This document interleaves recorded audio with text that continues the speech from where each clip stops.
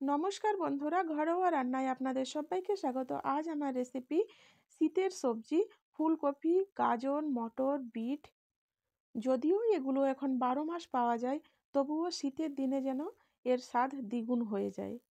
এই রেসিপি দুপুর হোক বা রাত যে কোনো সময় বানিয়ে ভাত, রুটি, লুচি, পরোটা সব কিছুর সাথে খেতেই ভালো লাগবে।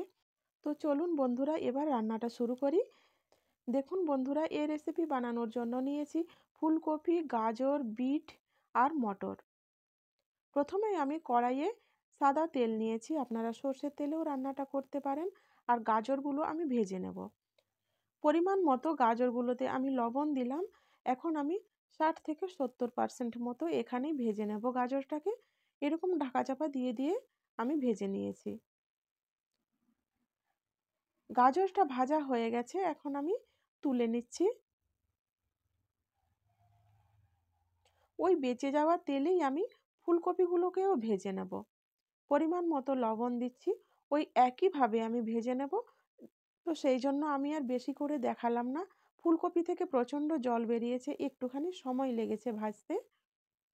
দেখুন অনেকটা তেল বেশি হয়েছে, আবার ওই তেলেই আমি দিয়ে দিলাম গোটা গরম মশলা। এবার দিচ্ছি আমি পেঁয়াজ গ্রেট করে রাখা। পেঁয়াজটা আমি বাদামি রং হয়ে যাওয়া পর্যন্ত ভেজে নেব। দেখুন বন্ধুরা, বাদামি রং হয়ে গেছে, এখন আমি দিয়ে দিচ্ছি আদা বাটা আর রসুন বাটা। আদা রসুন বাটাটাকেও আমি 10 থেকে 15 সেকেন্ড পর্যন্ত নেড়ে নেব, তাহলেই এর কাঁচা গন্ধটা চলে যাবে। এবার দিয়ে দিচ্ছি কিছু শুকনো মশলা, হলুদ, জিরে, ধনে আর লঙ্কার গুঁড়ো। শুকনো মশলা দিলাম তাই তাড়াতাড়ি করে জল দিলাম, না হলে মশলাটা পুড়ে যেত। এবার দিয়ে দিচ্ছি মটরশুঁটিগুলো। টমেটো একটু পরে দেব, কারণ মটরশুঁটিটা একটু সেদ্ধ হয়ে যাক। শীতের টমেটো একটু টক টক হয়, তো আগে মশলা আর টমেটো একসাথে কষিয়ে নিলে পরে মটরটা সেদ্ধ হতো না। অল্প পরিমাণ লবণ দিলাম আর জল, মটরটা একটু সেদ্ধ হয়ে যাক। মাঝে মধ্যেই আমি নেড়ে নিয়েছি। দেখুন জলটা একেবারে আর নেই, মটরটা সেদ্ধ হয়ে গেছে। এখন আমি দিয়ে দিলাম টমেটো গ্রেট করে রাখা। টমেটো মিক্সিতে পিষেও দিতে পারেন, যেহেতু টমেটো অ্যাড করলাম সেই জন্য আবারও একটু লবণ দিলাম। দিয়ে দিচ্ছি বিট। এই রেসিপিতে আমি কোনো কাশ্মীরি লাল লঙ্কার গুঁড়ো ব্যবহার করিনি। বিট দেওয়ার ফলে খুব সুন্দর রঙটা চলে আসবে। দেখুন কিছুক্ষণ পরে রঙটা কত সুন্দর হয়ে গেছে। দিয়ে দিচ্ছি এবার ভেজে রাখা গাজর আর ফুলকপি।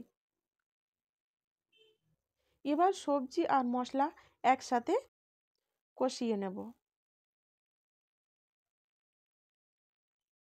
মাঝে মধ্যেই আমি এইভাবে নেড়ে নিচ্ছি। বন্ধুরা, এই রেসিপিটি যদি ভালো লেগে থাকে তাহলে একটা লাইক আর একটা সাবস্ক্রাইব করে দেবেন। একটু ঢাকা চাপা দিয়ে দিলাম।